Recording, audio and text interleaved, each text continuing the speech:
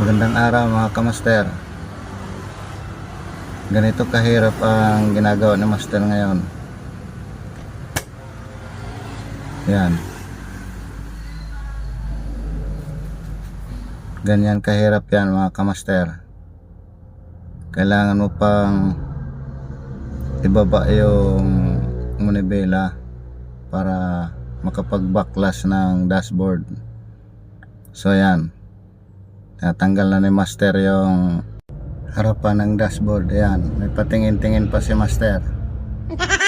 Dahil kailangan natin tanggalin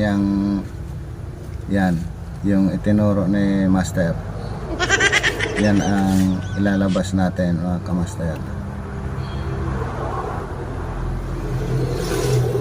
Kailangan pang baklasin yung dashboard na yan. So thank you for watching.